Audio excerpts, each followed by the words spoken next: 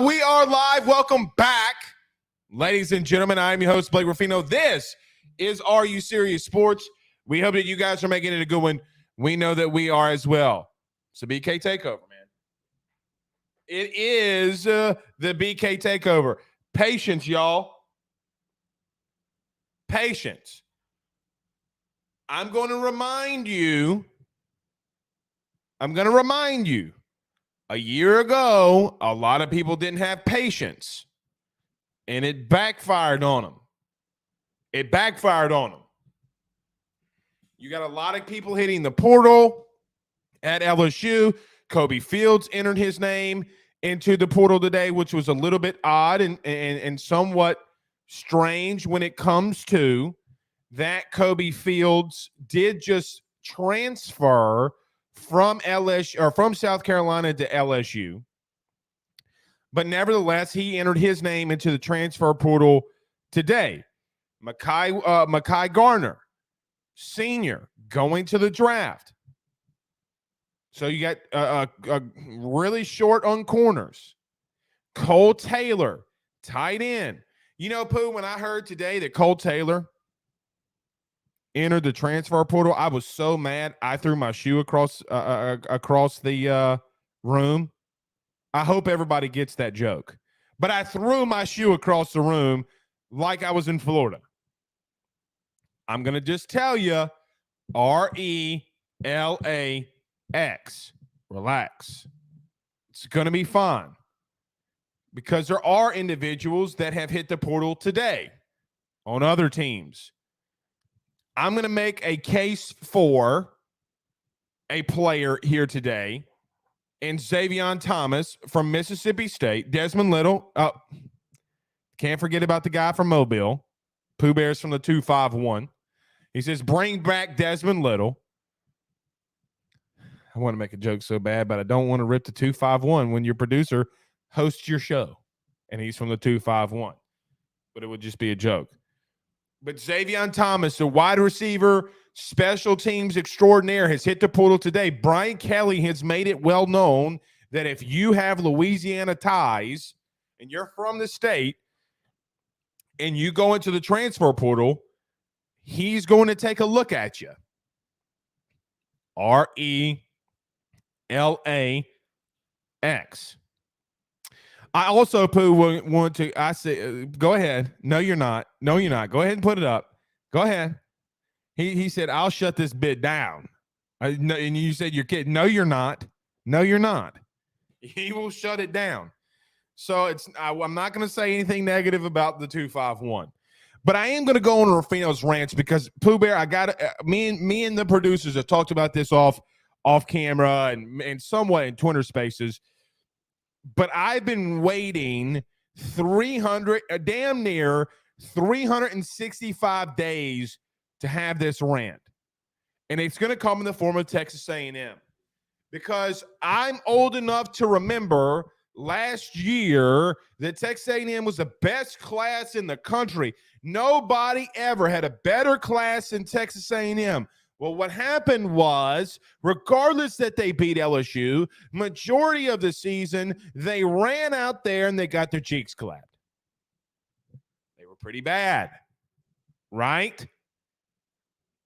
I heard a lot of people say, oh, no, Blake, LSU's behind in NIL. Okay. What is that transpiring as of now when you have explosive and electric kids hitting the portal and you got Brian Kelly on his way and spent the day with five-star defensive back Desmond Ricks? Guys, today, Brian Kelly spent the day damn near with five-star corner Desmond Ricks. So I will be teeing off on that Rafino's rants. You better believe it. Jerry Palm, who covers Purdue for CBS, joins us at 6:30. We'll take a look at the Boilermakers, or let's hope that when LSU plays them in the Citrus Bowl that they're not the spoiler makers. That would be bad. That'd be very bad. So we're going to talk a little bit Purdue, versus LSU with Jerry Palm here at 6:30. I'm going to give some bowl game picks. Now, quick picks. Here's the thing that I don't like about these quick picks, right? But then it's just fun. You see so many kids going into the portal and opting out. How in the hell are you supposed to make bowl picks anymore? with relative betting odds. Then what happens? Do you cash out? I mean, like, what do you do? What do you do? But I'll give some. I like this Clemson-Tennessee matchup. I think it's one of the more intriguing matchups in the bowl system. Let's see if Josh Heupel is right in sticking with Joe Milton out there in Tennessee. It's going to be a tough challenge, though, because Kay Klubnik is a new starting quarterback out there in Clemson. So we'll see. And as we do every Tuesday and Thursday, hashtag Ask Blake, questions, thoughts, concerns, get to them all. We'll get to them all. So fire them inside the Rudy Crew chat right now, and we'll get to as many of them as we can. Let's get to a couple comments, though, before we get started.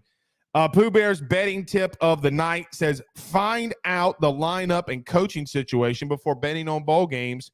Also, records don't mean a lot. No, they don't, because the truth is, when it comes to betting odds in bowl games, I mean, Pooh, instantly, when Kayshon Boutte announced that he was coming back, the LSU spread within an hour and a half went from 5.5 to 8. That's how much it dictates. And then in that same time span, we found out that Jeff Brom, Purdue's head coach, is going to Louisville. So that line has moved a lot within a couple of weeks, or couple of days. Jacob Davis, our good buddy over at Hog Talk, the Hog Talk podcast, covering the Hogs. Whoo! Pig Suey says, Rafino says, I love the hat. Yeah, our good friends over at First Light, they sent us some gear. Our good buddies over at First Light, guys, go to firstlight.com. Get all of your hunting and equipment. I got this hat. I got me a rain jacket the other day from our good buddies over there. Got me a little headlamp. Any of you hunters and fishermen, if you're not shopping at First Light, you are doing it wrong. You are doing it wrong. Bert says on YouTube, Blake, let's start our own university and go snatch up about 85 players from the portal and win multiple national championships. We can call it AYS University. I like that. I don't know. I might, who the first person I would call to hire? You know what I do, Pooh? I would legitimately call Ed Orgeron right off the bat. As much shit as we've given Ed Orgeron on this show, I'd call him right off the bat if he hadn't changed his number. Dylan on Facebook says, hashtag Ask Blake, it's LSU looking at Ashley Williams. He could decommitted from Auburn today. We'll see. I don't know. LSU has kind of made their targets on some other guys, I think. So if you want to get a list of that, I did a pretty big one on the forum, AYSSnetwork.com. It's got $7 a month. I mean, chill out, dude. Chill out. I mean, it's not that much. So maybe they take a look at him, but we'll see. Rick says, let's go, Blake. We have great leadership now, so we're in good hands. Thank you to Scott Woodward and Coach Brian Kelly. I don't disagree. I don't disagree. Spectrum Well Care. I mean, Pooh, they know how much Spectrum has fooled with me. Spectrum Well Care says, who will the DBs be in the bowl game? After Spectrum has been Rudy Pooh's to me for so long, you freaking Rudy Pooh Spectrum? The internet? Rudy Pooh Spectrum. But who will be the DBs? I mean, you got Jared Bernard Converse hasn't technically gone into the draft yet. I don't know if he'll play in the bowl game. I don't know if Mekhi Garner is going to sit out the bowl game either. He didn't make that announcement. Jay Ward is going to play in the bowl game. So if at worst, you have that, but you have guys like you can move Sage Ryan into the nickel in the slot.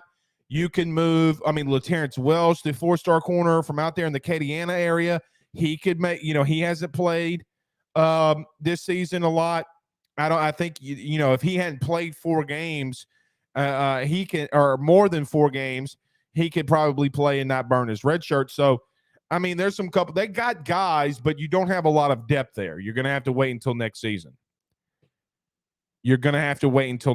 So there's that. There is that. You hate to see it, man. You hate to see it. James Sells says the intro music is killing it on Dre Beats.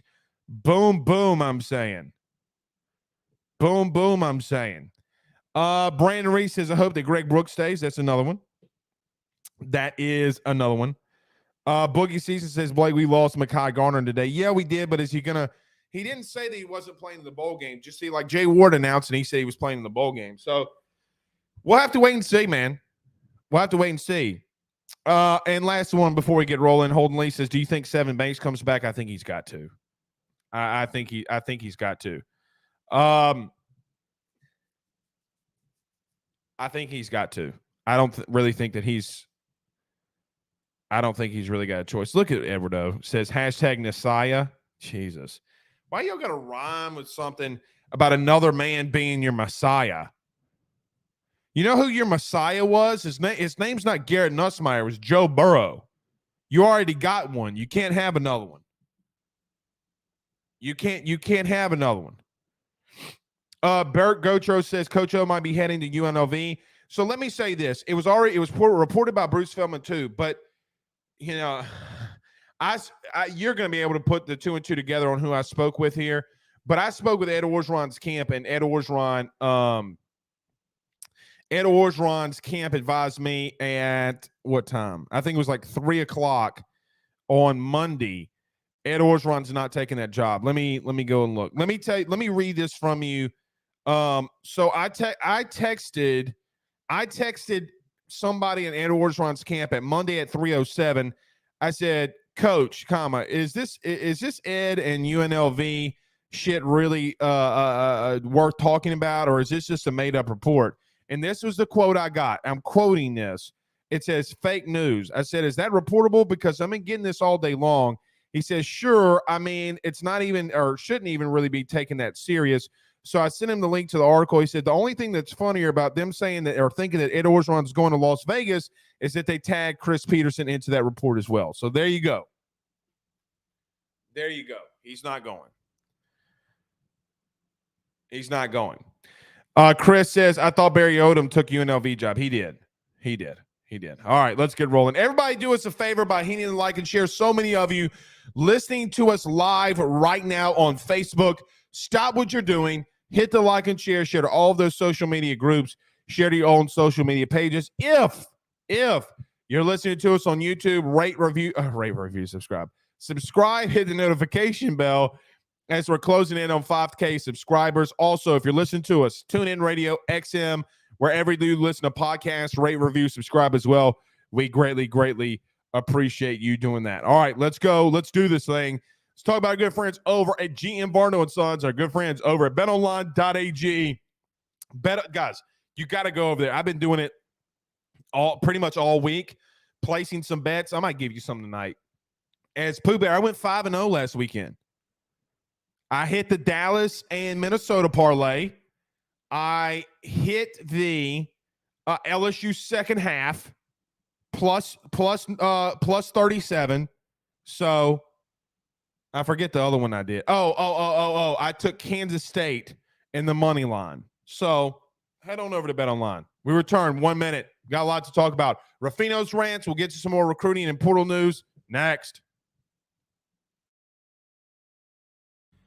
BetOnline is the fastest and easiest way for you to wager on all of your favorite sports, contests, events with the first-to-market odds and lines. Find reviews for all the news for each league, including Major League Baseball, NFL, NBA, NHL, combat sports, college sports, esports, and even golf. BetOnline continues to be the top online resource for all of your sports information for live in-game betting, props, and futures. Head on over to BetOnline today and use your mobile device to join and make your first sports bet. Use our promo code BELIEVE50, that's BELIEVE50, BLEAV 50, to receive your 50% off welcome bonus on your first deposit. That's betonline.ag, betonline.ag. With over 65 years of experience, nobody is better equipped to service in your vehicle than GM Varnado & Sons. RV repair, big rig overhauls, motorhome chassis, routine maintenance, tire rotations, tire sales. No job is too big or too small over at GM. If you break down on the side of the road in the greater Baton Rouge area, they will come and get you. And the best thing about that is that they can come and get you, and then they can bring your vehicle back to their shop and start the repairs right then. Again, GM Varnado & Sons. Go see them over at 2500 Fuller Boulevard. Give them a call at 225-664-9992. 225-664-9992. Tell them your good friend Blake Rafino sent you on by. All right, let me get to this. Philip Rose says, and let's get this thing started, y'all. Philip Rose says, hey, Blake, do you think that Nussmeier or Howard will transfer out of LSU's program if Daniels stays another year?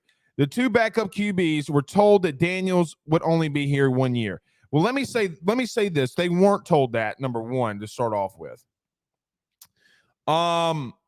They weren't told that. Let me say this. What I don't think that Jaden Daniels staying another year affects Walker Howard as much or really at all as maybe Garrett Nussmeier would. I think that everybody's freaking out over Jaden Daniels staying, which what they should be focusing on and worrying about is the battle position and battle group between Garrett Nussmeier and Walker Howard. It is of my opinion, and I do not think that they will do this. It is of my opinion that if I'm Brian Kelly in LSU, which he won't do this, I don't think, I would make the both of those quarterbacks battle it out in bowl practices. Now, if I'm not mistaken, either Saturday or Monday, LSU will report back and start preparing for bowl practices. I would if Jaden Daniels being hurt, I would make those two young dudes battle it out. Who's going to win the starting job? Who's going to, in reference to who starts the bowl game? That's what I would do. What do you have between the both of them? Now, does Garrett Nussmeier probably have a little bit of an advantage in reference to he's already been taking majority of the second team snaps and especially some first team snaps? Yes. But I would make them battle it out and let the best man win. And no, Jamie, if JD5 stays, Ricky Collins isn't decommitting. If Jaden, y'all are putting so much on if Jaden stays, everybody else leaving. That's not necessarily the case. What I think that you're being told or the thoughts that you're having are based off of what Jaden Daniels is going to do, not so much as possibly the two guys below him needing to battle it out. It will tell you a lot of what Brian Kelly thinks in the bowl game if Jaden Daniels doesn't play, if Jaden Daniels stays. Because what I fail to think that people don't realize is this. Do you really think Brian Kelly wants to lose? So what does Brian Kelly see, and what does Brian Kelly see in practice? Brian Kelly already mentioned it in the post-game press conference. He goes, guys, Garrett Nussmeier did great, but you can't have those two turnovers. And that I'm quoting him. You can say that's on me all you want to. Blake saying that, Blake saying that. Oh, That's Brian Kelly saying that. So take it for what he said. It's not about, it's like, well, what do you think? It doesn't matter what I think. If the man goes out there in the post-game press conference and says it, what do you want me to think or say? What do you want me to think or say? So when everybody's saying it's JD5's JD5's the reason, Garrett leaves. Well, maybe to some little bit of extent, but no, it's about the two guys behind him. It's about the two guys behind him. Howard Jr. on YouTube says Collins would possibly redshirt his freshman season. Yeah, he would redshirt his freshman season. Dwayne says, what QB doesn't throw picks? He's not perfect. He's thrown in 2 quarters, extended of 2 quarters, Dwayne, at best, even extended a little bit, he has 4 interceptions. One came against an inferior opponent. What do you mean? What do you mean? I mean, he has more turnovers in his career than touchdowns. Chad says if Daniels is exactly what LSU needs by next year, it's going to be an open competition again since the training wheels will be taken off of Walker Howard. Maybe. Look, we can talk about that all the live long day, right? Like we could talk about that all the live long day. But what are they going to do Saturday and Monday when Jaden Daniels isn't there at practice? And if Walker Howard, you got to get Walker Howard ready to go with the first team. You regardless of who's number 1 and number 2 behind with Garrett and Walker, you're gonna have to give Walker first team snaps, because if Jaden Daniels doesn't go in the bowl game, if Jaden Daniels does not go in the bowl game, and God bless it in the name of the Father and the Son and the Holy Ghost, Garrett Nussmeier gets hurt, you're down to Walker Howard. He's going to have to get first team reps. But this kind of goes to my point, though, in reference to what I was going to do the Rafino's rants on tonight. Right? Like LSU has some guys going into the NFL draft. LSU has some guys going into the portal, and people start freaking out a little bit. Blake, when are we going to start getting guys? This is bullshit. It's exact tweets I'm getting on Twitter. Blake, this is horse shit. And I'm not going to sit there and let it happen. I'm damn word for word.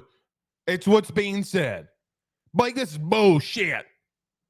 Well, let me tell you what's bullshit. Is a year ago, Texas A&M was absolutely cleaning the clocks out of everybody. Remember that? Remember when A&M cleaned everybody's clock in recruiting, and everybody kept chirping and shouting from the rafters for whoever can listen. Blake, LSU's behind an NIL. We don't have a plan. We don't have this. We don't have that. A&M's just paying for everybody. And look what happened. They have 21 kids in the portal. Guys, you can have a total of 85 scholarship players. They have currently, right now, 21 active players in the transfer portal. Newsflash, they don't have that many freshmen coming in, and during the season, you have multitudes of injuries. Blake, you're behind. Throwing money at problems and throwing things against the wall and see what sticks is not a plan. It's not a plan. So I remember having those conversations with you a year ago today and telling you, you have to relax. Brian Kelly had a plan. There's guys like Xavier Thomas, the explosive kick and punt returner from Mississippi State, from New Orleans, Louisiana, that went in the transfer portal today. LSU's got to go get him. You want to clean up special teams? There you go. You want to get touchdowns on special teams? There you go. Guys, that young man is the best returner that LSU's had, in my opinion, since maybe Trey White or Patrick Peterson. Go look at what he did as a freshman. Don't overextend yourself. Don't overextend yourself and think that LSU doesn't have a plan and is behind in things when majority of you fans did that a year ago and you were wrong. Because I don't see any of you talking about A&M having high levels of success right now. Winning and losing covers and cures all multitudes of sins. Either when you're getting your teeth kicked in, those sins come to the forefront, aka Ed Orgeron a year ago, or when you're winning, those sins get covered up. I'll give an example. Urban Meyer was sticking his finger in places that he didn't need to be sticking it in when he was the head coach in Jacksonville.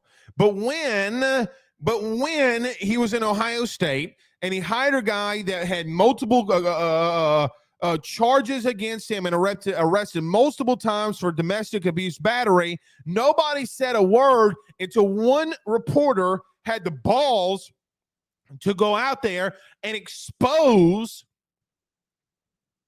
Urban Meyer for covering things up. Well, you know why Ohio State didn't say anything about Urban Meyer? It's because he was winning. And all of a sudden, when Urban Meyer started getting his teeth kicked in Jacksonville, a video was posted of him grabbing somebody's booty while he's married that's not his wife. A&M goes 5-7 last year, and look what happens. Or this year, I should say. I should stop calling it last year. Are you, and as Ryan says this in the chat, are you focused on the right thing? Are you focused on the right thing?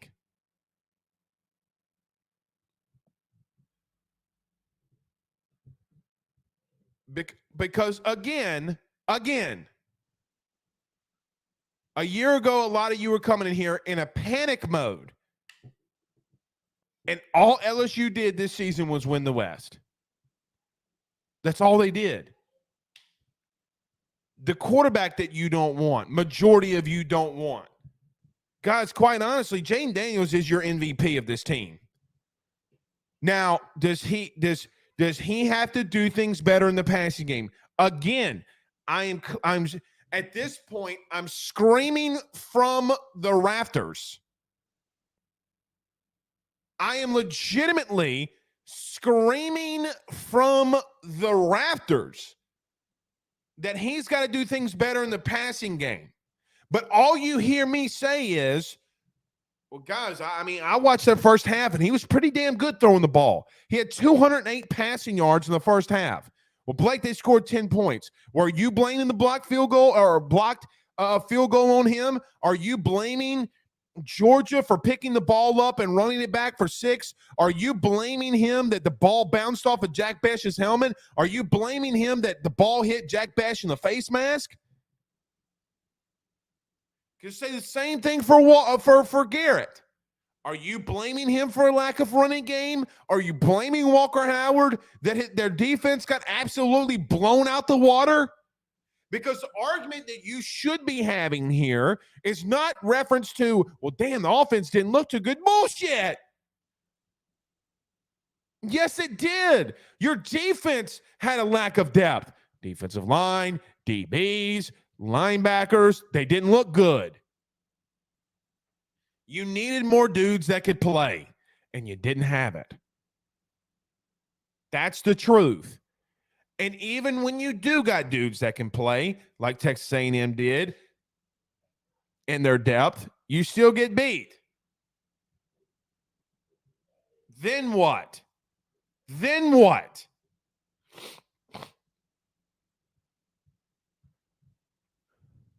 I didn't realize it was 6:30. See if we can get Jerry Palm in here. Hopefully he comes. I mean, he saw it. I guess. I don't know. So if Jerry Palm doesn't show up, then it is what it is. We'll see what it is. Ryan says JD5 is the real person why LSU won 9 games. I agree with that. Brad Wentz says they blamed Andy Dalton for the collapse in Tampa Bay. Well, he never. Oh, I see what you're saying. I thought you meant like starter. He had a pretty damn good game. Yeah, they did. I mean, people were, who said that? Brad. I mean, Brad. They were blaming me for saying that the ball that he threw to Taysom. Now I understand Taysom got absolutely blasted, but guys, this is the NFL. Like, this isn't Rudy Poo State University. This isn't some low levels program in school. I mean, like, this is the NFL, and on 3rd and 13, you throw it to a guy that you've had come in multiple times at quarterback and throw multiple passes throughout the game. That was the plan that you had. Mark Ingram, Mark Ingram stepped out on, he had 1 yard to go. Well, guys, he tore his fucking MCL. He tore his knee up. And then you blame Mark Ingram. Here's the wildest thing. Should Mark Ingram have gotten that first down? Yes. But let me tell you something. If I could get my fat ass knee up here, I would show you both surgeries that I've had on an ACL. It's not fun. And once you tear it, you're not thinking about some stupid Rudy Poo first down. And then on 3rd and 1, you make a boneheaded call with 5 minutes left to go. And then you could have gone for it, and you didn't do it. We focus in on one thing so much, like A&M, like Mark Ingram, like all these other little things. I'm old enough to remember when everybody panicked when LSU was not getting certain people last season and A&M was going to get them, a.k.a. Jacoby Matthews. Now what? And then what fans do in this freaking chat what fans come in here and do is they say, Blake's a homer. Blake's nothing but a 2-bit homer. So are you. You're literally in a freaking podcast radio show listening about it.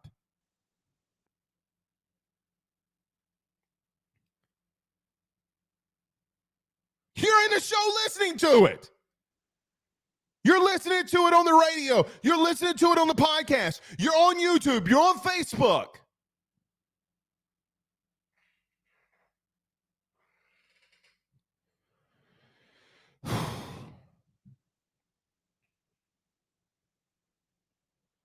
Lance, I'm from Franklin, Louisiana.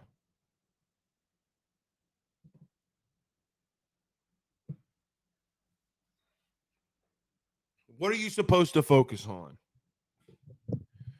What are the things that you're supposed to focus on? Now, we're supposed to have Jerry Palm, but I guess he didn't want to come on for whatever reason. He said he'd be here at 6:30. Looks like he's not going to be here at 6:30. He retweeted it. Guess he didn't want to be on camera. I don't know. We'll see if we can get him. If we can see that if we can get him. I don't know. Brad Wentz, we talked about that. Lee says DB Poo until we can say DBU.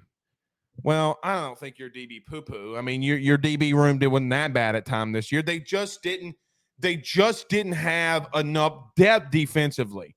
And like nobody, we talk about the Braden Fisk kid from Western Michigan. Like, guys, you got to go get beef. And I'm not talking about sirloin, right? Like, I'm not talking about sirloin steaks here. You got to go get massive amounts of beef, no pause. By the way, I see we only got 39 likes on this thing. Can y'all hit the like and share? Please. Please stop what you're doing and hit the like and share them Facebook groups and whatever. I mean, come on, man. Come on. Like, it's aggravating. Let me do this since Jerry Palm hasn't joined us. Buying a new home, saving the money on the mortgage that you have now, or even doing a cash out refi, the timing has never been better. Get in touch with our good friend John Patton over at GMFS Mortgage. GMFS Mortgage, changing lives. Give them a call again, 225-614-1234. That's 225-614-1234. Let them know that your good friend Blake Rafino at AYS sent you on by. So we'll wait for Jerry. I don't know what he's doing. Josh says, LOL Homer on YouTube. Guys, Josh, you're in here. You're a homer too, bud. Everybody on this beat, to some extent, is a homer. If they're from here, they're a homer. Every single one of them. They went to LSU games. They grew up LSU fans. They're homers. The real ones will tell you the truth. The real ones will tell you the truth. This old vet says, just tuning in, what did you guys do to Blake? Nothing. I mean, again, guys, I mean, we get to a point where we come on these shows a year ago. We're 700 episodes in here, and we're talking about A&M recruiting. And, guys, they got 21 individuals in the portal. 21 players in the portal. If they have another kid that hits the portal, which is more than likely that more kids are going to hit the transfer portal, they could field an offense and a defense and a special teams and could legitimately go out there and compete with teams in reference to the players that are in the portal. It's chaos over there. But what happened was when Brian Kelly took over, you panicked. Oh, Blake, he said family. He's dancing with recruits. And you won the West off of it.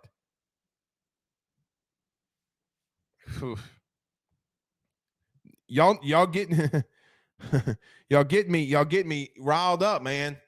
Y'all get me riled up. All right, two more. We'll get to Jerry Palm, who covers Purdue. I got a lot to talk to him about. Coaches leaving, like, do they have any opt-outs, players hitting the portal, things like that. So we'll talk to him about that. One more, or we'll get to one more. Abby says, I'm a homer. Yeah, I mean, guys, if you went to LSU and you do this for a living, you might be a little bit of a homer. Might be a little bit of a homer. All right. Let's do this. Let's talk about our good friends over at Grahamco, thegrahamco.com. Guys, go to Grahamco. We've talked about it so much. It's kind of been a little bit of a joke at this point, but it's a very, very, very good product. Go to thegrahamco.com. Again, if you're listening to us on XM Radio, TuneIn app, anywhere you listen to podcasts, rate, review, subscribe as well. We greatly appreciate y'all doing that. Talk about good friends at Grahamco. We return in 1 minute. Jerry Palm, let's talk some LSU and Purdue. Next. By the Drake Williams. Guys, I've got to talk to you about our good friends over at Grahamco. They are the Delta 8 company based out of the state of Florida. They're founded by college football junkies just like you and I am not sure if you're familiar with Delta 8, but you need to be. Grahamco is the absolute leader in this field, and they have phenomenal products that I just need to tell you about. First off is the Wake and Bake coffee that is absolutely spectacular. The gummies are as well, as they're the best in the market. So go to thegrahamco.com right now and use the promo code AYS25. That's thegrahamco.com, AYS25 promo code to get 25% off of your order. Jump on this fast, as it is perfect for holidays, anniversaries, and everyday use. Grahamco is hemp-derived and completely legal inside of the state of Louisiana. No medical card is needed, and shipping is very discreet. You must be 21 years older to order. Again, that's thegrahamco.com. Use that promo code AYS25. All right, we are joined here by our friend Jerry Palm, who covers Purdue. And on his bio, Jerry, I got to ask you right at the break, it says 4-year All-American at Purdue. Yep. Is it true? 4-year All-American. I love it. Yeah, well, it's the All-American Marching Band. I love it. I still love the All-American Marching Band. I still love it. Yeah, and my son's in the band now, so we're looking forward to going down there and getting to see him march in a bowl game, because we don't get to too many of those in recent years, but we sprinkle them in every once in a while, and we're excited about this one.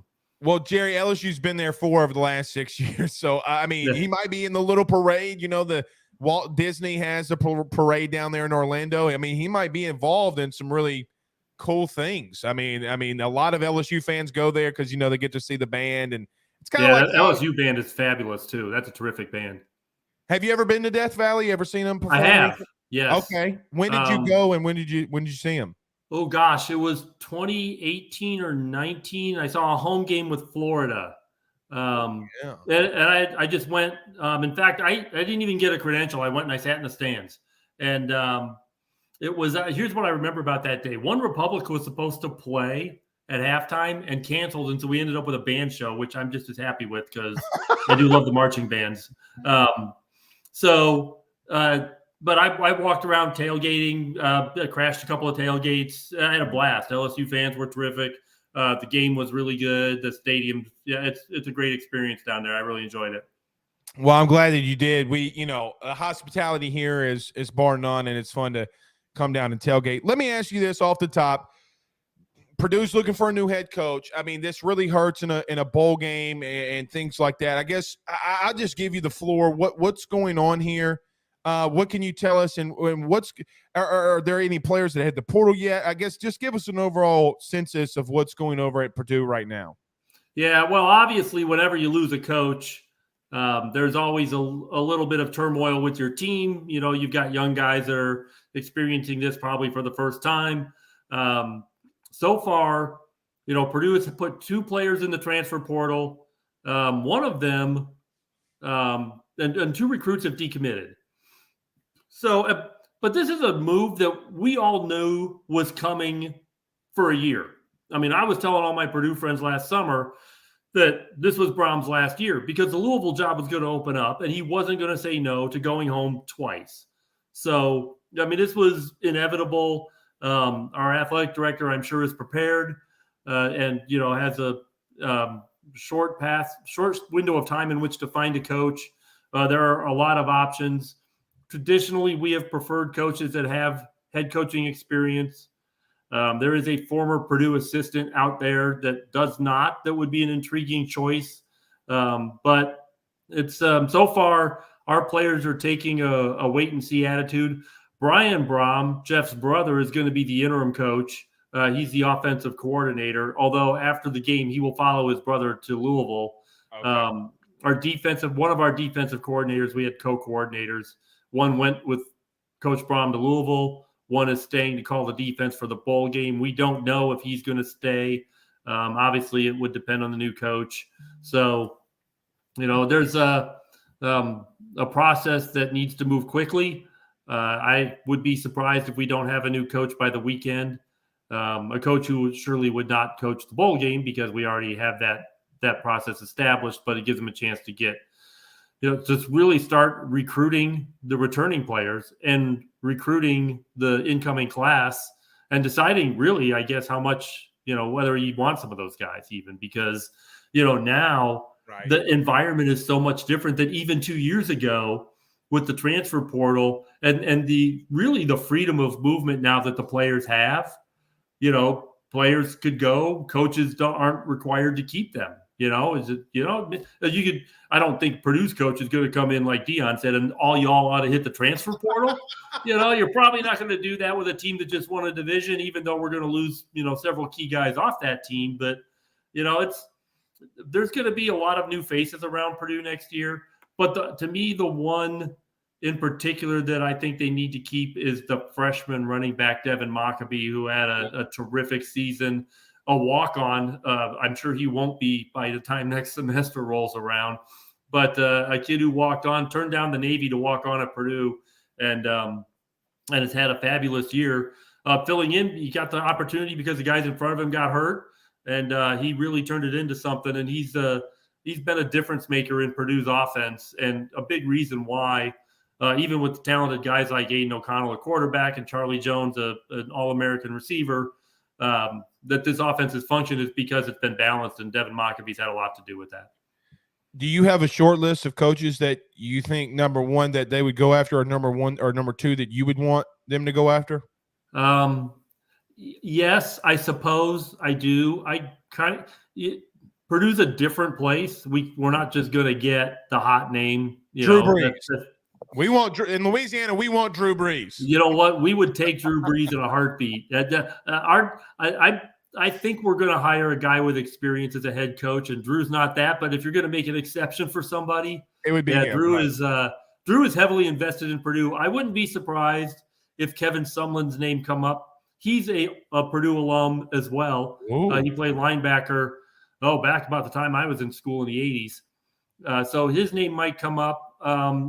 If he's going to get another shot at Purdue, would be a likely place for that. I like Dave Clawson at Wake Forest.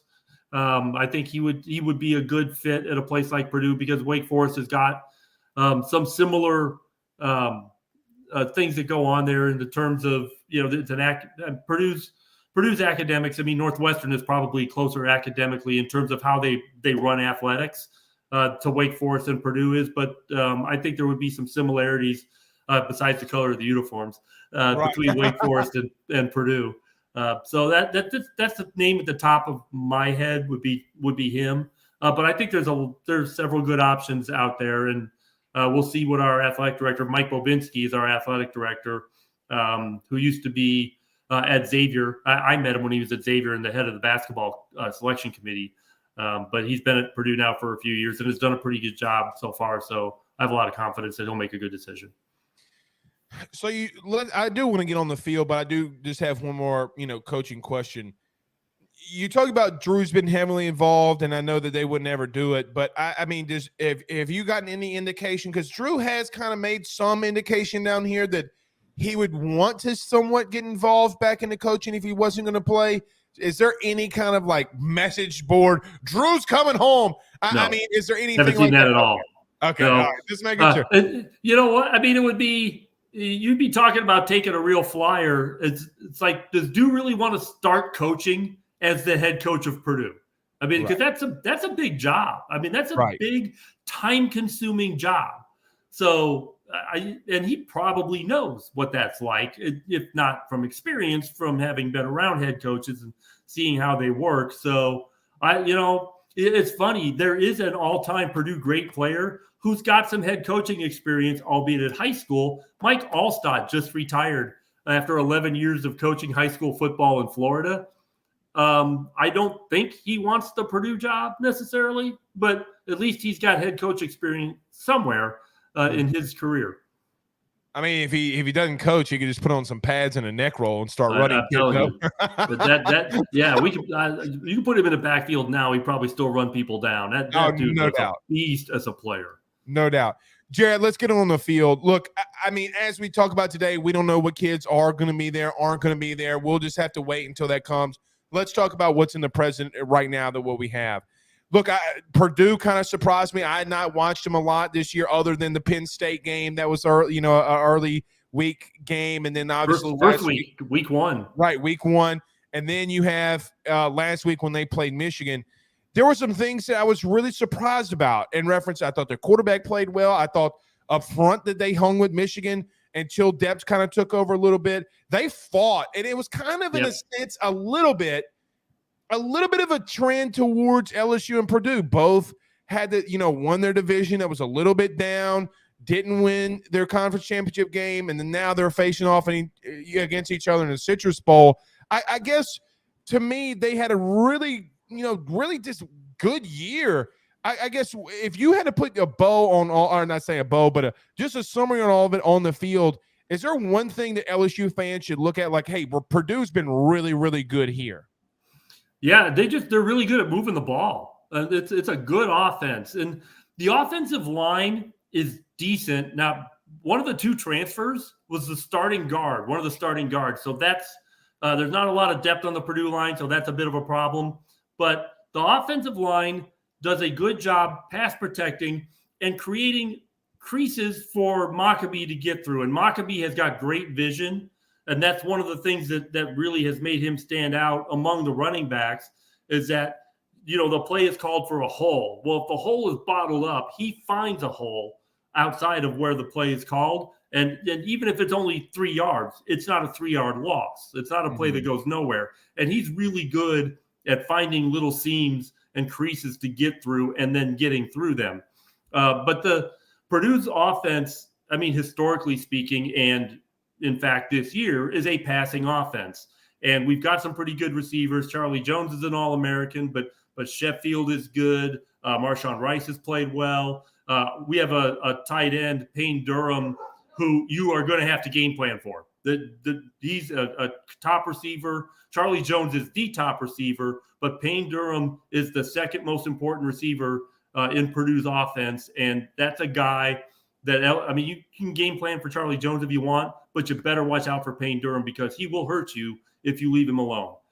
So it's a diverse offense, and it has to be because it wouldn't be successful if all they could do was throw. Purdue's season has been weird because they're 8-5. The loss to Penn State was a good loss. I mean, Purdue almost won that game. That, by the way, is still Penn State's best win of the season. And then the Michigan game, we were in for 3 quarters and a bit. And then, Michigan got a turnover, and it kind of put the game away on us. But Purdue fought in those games. The only games that were really you would call disappointing for Purdue was the loss to Syracuse, where Purdue just lost their mind at the end of the game and committed several dozen unsportsmanlike conduct penalties in 2 minutes. I didn't even think that was possible. Apparently it is. And so it cost them the game. Purdue actually had, on 2 games this year, an opponent kickoff from Purdue's 35 after 2 unsportsmanlike conduct penalties. That happened in 2 different games, and Syracuse was one of them. They managed to win the other one. And then the Iowa game at home Purdue was a complete no-show, lost 24-3 in a game that looked to be important at the time. Fortunately, for Purdue anyway, Iowa gave it back against Nebraska. But, that was those were the 2 games that Purdue would probably like to have back. Otherwise, it's been a pretty good season. They weren't going to be Ohio State, Michigan, Penn State. They almost beat Penn State anyway. But they were pretty competitive and very good away from home. It's really odd. Purdue had 4 of their 6 conference wins on the road and only 2 at home. So weird season for Purdue, but a good season. Well, I watched Aiden O'Connell, and I know that he took 4 sacks, but, man, he was really taking a lot of big hits. But to be honest with you, though, Jerry, Charlie Jones, I think when he had like 13 or 14 catches, like 180-something yards, I mean, that kid can play. Look, I turn on the film, and, we do the film breakdown. It took me 2 minutes, and I'm like, hello. Yeah. That kid can play. LSU's struggling at corner with the transfer portal and guys going into the NFL. I mean, that's got to be the biggest matchup when you talk about guys like Charlie Jones too as well, correct? Oh, yeah, but it's not just him. But the thing about Charlie Jones, he doesn't have like the blazing speed. He's fast enough, no question. He's certainly not plodding, but he runs really good routes and knows how to find spaces, and has got a really good connection with O'Connell. They were childhood buddies. And, then they both walked on. I mean, Charlie Jones started at Buffalo, transferred to Iowa, walked on at Iowa. Aiden O'Connell walked on at Purdue, was the 8th string quarterback when he got to Purdue. And then he ends up being a starter for a couple of years. And so, I mean, these are kids that have had to work for everything they had.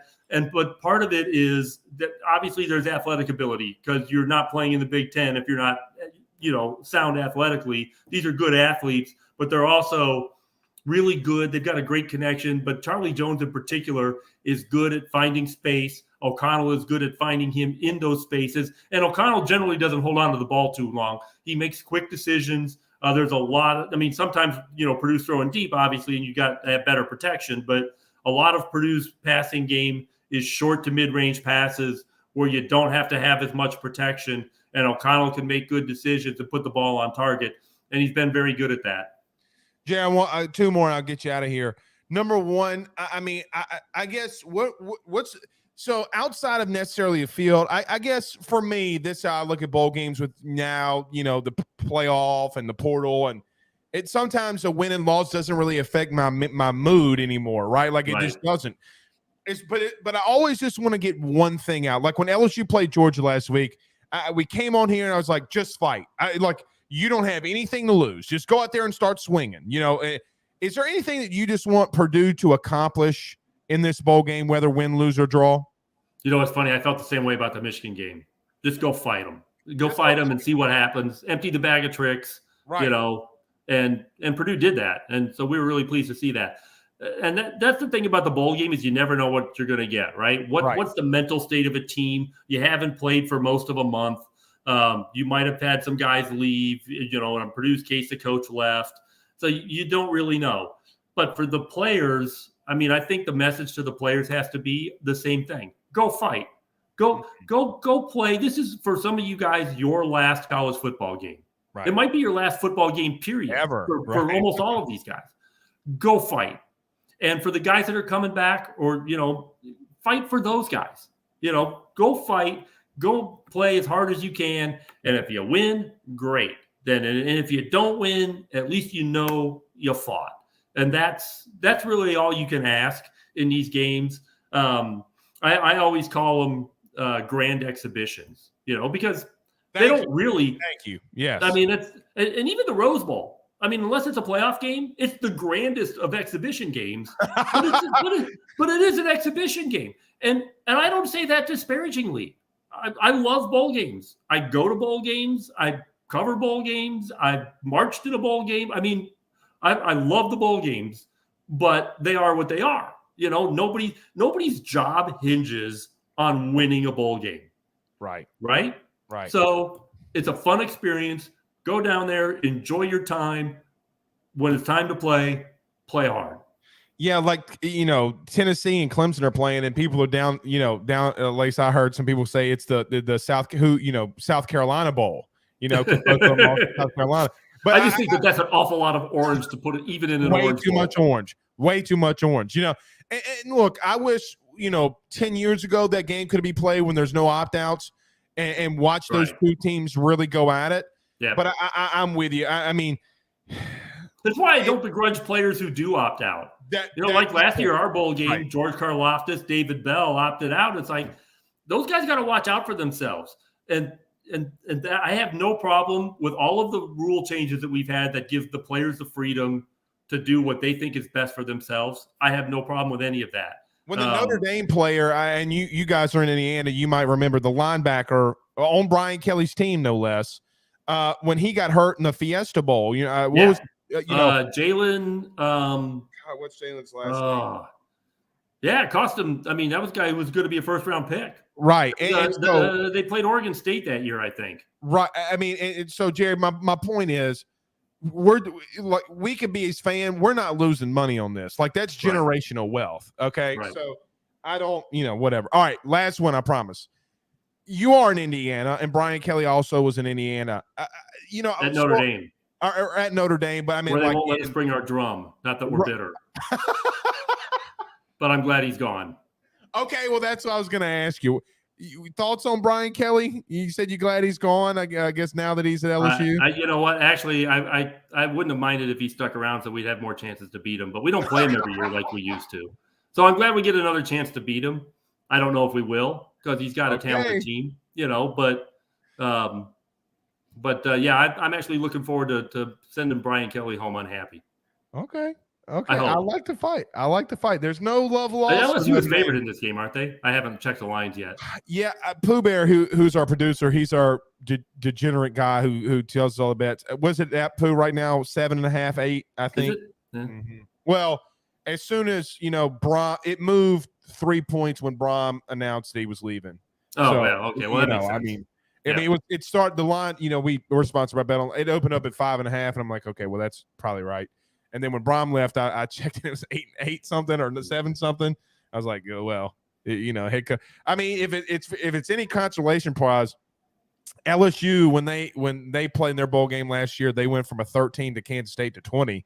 So I mean, it went from a 7-point spread. So anyway, all right, Jay. Well, I'm looking forward to the battle of the bands, and that may be closer than the battle on the field. We'll see. But nobody's opting out of the band, so. Well, the Golden Band Tigerland. I mean, it's a great band, and I look forward. I always enjoy the other school bands, so it's we have a lot of great ones in the Big Ten, but LSU is well known. Well, I tell you what, LSU and Southern. Just very quick note: LSU and Southern. Southern's at HBCU right here in Baton Rouge. They haven't played yet. The human jukebox, which I feel bad. Prayers for their family. They had a very bad accident. 3. I didn't know. I knew that the 3 of their members had died. I didn't know any more to the story. Passed away in a car accident. That is tragic. It's really bad. Really feel for Southern. Jerry, I'll tell you this. What's crazy? Current line is 10.5. Oh wow, I didn't know that. So people in Louisiana, it was a sold out game for an FCS team, and so it was mainly because everybody wanted to go watch the bands. Now after halftime, it was pretty damn empty. Okay, it was pretty neat to see. All right, Jerry, thank you so much. It's Jerry Palm, JP Palm CBS. I guess other than Twitter, Jerry, where can they catch all your stuff and everything that you're doing? Yeah, on CBSSports.com, college football and basketball. Basketball season's underway, and I do both. So Purdue's pretty good now. Yeah. Oh yeah. Yeah. We got a great coach, and we've got a monster in the middle. That is a load for everybody. It's right. They're a lot of fun to watch right now. Well, we might have to get you on during basketball season. Maybe we can talk about. You know where to find me. All right, thank you, Jerry, so much. Thank you for joining us. All right, thank you. All right, guys, that was awesome. I loved it. Marvin Mackey said, "Agreed. I could care less about any of them. I guess talking about opting out in bowl games. Yeah, I agree, man. I mean, that's tough. That's tough. Come on, man. I mean, James, the reason I asked him that because I knew that when you're in Purdue and you're in Indiana, Brian Kelly was in Indiana. Purdue fans hate Brian Kelly. Like, I don't think y'all know that. Like, Purdue fans absolutely despise Brian Kelly in Notre Dame. Like, hate their guts. That's why I asked him. All right, we're going a little bit longer. Pooh, anything to add? No? Show tonight?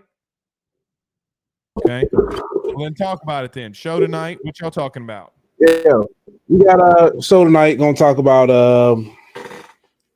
the carousel, coach carousel. We're going to talk about this NIL. Get ready for the Heisman. This is probably the worst Heisman race. All right, so let's end it here. Yeah, I know that and I know that you saw I got absolutely abused by people tried to abuse me by USC. Pooh, I'm sorry, but I mean, I get to have my opinion. If you write on your nails, fuck Utah. Okay, I mean, you're a military man, you're a family man. Let me just when I see Caleb Williams doing that, okay, I look like a crackhead with this jacked up.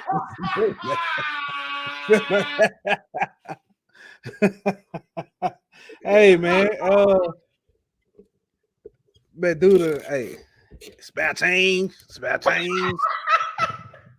man. All right, but I look at. Oh God, I'm crying. I look at Ben and I think I wouldn't let my son do that. Right. There's got to be a level of respect. I'm not going crazy, am I? I'm not the person saying get off my lawn. There's got to be repercussions sometimes, right? Yeah. Looking like Santa off. Oh man. You're festive. All right, Caleb Williams, really quickly, we'll get you out of here and then tell everybody where your show is. I'm not going crazy, am I? I mean, no. Talent wise, is that so? We mentioned it on Saturday's show. There is I say morality, but integrity clause in correct. The with the Heisman race. It's what put Johnny Manziel at jeopardy and Cam Newton. Cam Newton should have been the unanimous, but he wasn't because of that, and some of the voters held him accountable for that. So with that being said, I mean, how do you look at that? I mean, granted, I understand that, players, the intensity, stuff like that, that's far and beyond. That's outside of me telling somebody face to face, man to man is not putting my team in jeopardy. In reference to it shows individualism. Okay. Yeah. When you do that, you're showing that this is about me. And then his pinned tweet is, I'm not a bit it's about something. What's the quote? It says, but I'm a businessman. What's the quote about that? I forget what it says. It's anyway, he just seems very selfish to me. And look, sometimes, I'll just say it like this. Karma can be a bitch, but I keep her playing in the sand. Okay. So anyway, they saying you look like Ricky Smiley. Yeah, that's who played the Santa Claus in Friday After Next. Yeah, that's who played the Santa. So yeah, it's pretty good. All right, we're out here. What time's y'all show on the Golden Boot? Going at 7:30. So yeah, right. We saying everybody get a little break, go grab a sandwich, and come get these laughs.